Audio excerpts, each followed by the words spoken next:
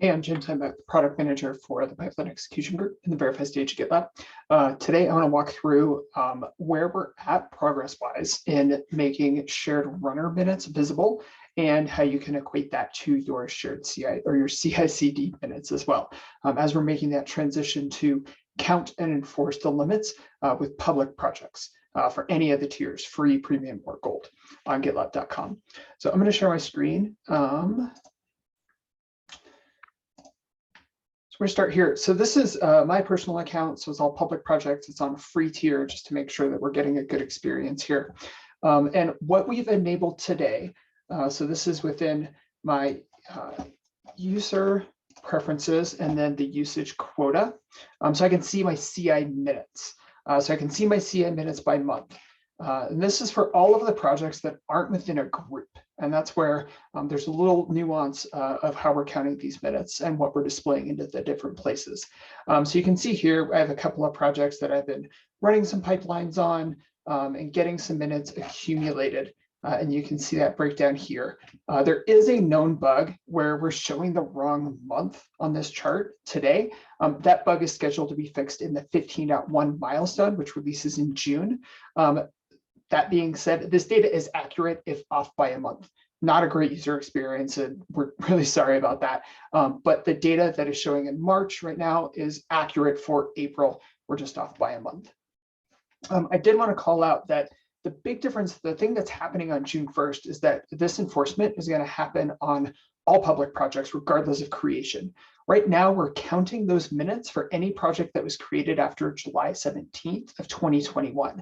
And so here you can see my JH Java example project, my test minutes private. Those are all projects that I've created since then.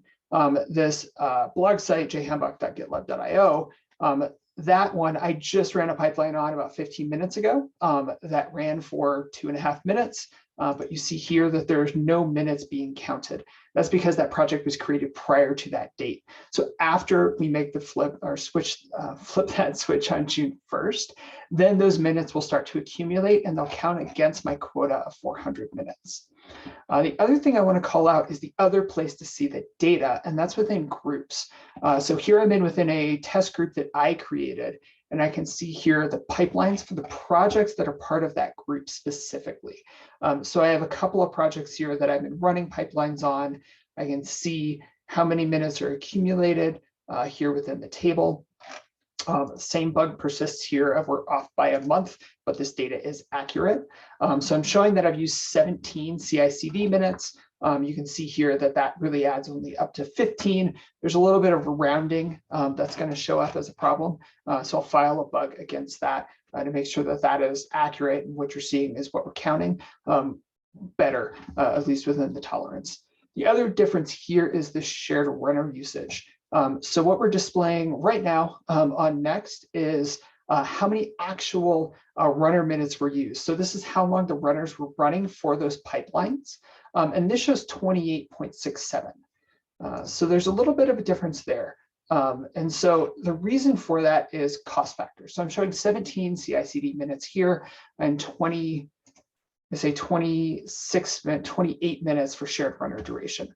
And so I'm going to just pause and find the documentation page for that real quick and to better explain what this quota means.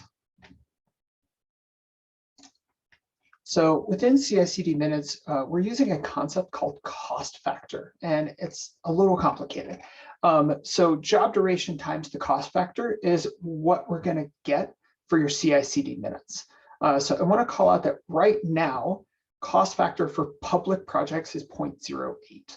So as you can see, the job duration for those public projects, you'll multiply that times 0.08, and that's how many CI/CD minutes will actually be used. And just to make sure, sorry, 0.008, not 0.08. So for 125 minutes of job time, you're using 1 CI/CD minute in a public project, and that'll be for all public projects after June 1st. For all internal and private projects, regardless of when they were created and regardless of your tier, it's a 1-to-1. So there's 1 cost factor there. So for every 1 minute of job duration, you're going to have 1 minute of CI/CD minute quota used. And so that's why that's a little bit of an odd experience in what you're seeing between shared runner usage and the pipelines today, why there's not an exact match. So the shared runner usage you see doesn't have these extra graphs underneath, so you can actually tell which projects are using up those or using that shared runner duration. So we have a couple of bugs that I wanted to call out, or issues rather, that I want to call out. So the first is the bug that I called out, the wrong month on there. That is scheduled to be fixed in 15.1, which will roll out in June. As soon as that's available on .com, though, you don't have to wait until June 22nd to see that. So that will just flip as soon as that bug is resolved. And then the other is providing that visibility for the shared runner usage for user namespaces. So this gets that better view of the shared runner duration into the user namespace. So in that first view that I showed, so in your settings, in your usage quota, you'll be able to see CI/CD minutes usage, which you have today, as well as the shared runner usage. So you can start to better track what projects are using up that duration on the shared runners and make adjustments as you go. There's a couple other usability improvements that I want to show here. We're breaking out the drop down so that you can have month and year, so it's not a really long one if you have a lot of history of your projects. And for users who have a lot of projects, right now this table is honestly not really very useful. So we're going to start to sort that by your shared runner usage, or rather your CI/CD minutes used. So your top projects are at the top, and you can identify what's happening, what's really using all of those minutes without having to scroll through, potentially dozens or even hundreds of pages, depending on the number of projects that you have, if they're all running pipelines. So those are a couple of improvements and where we stand today.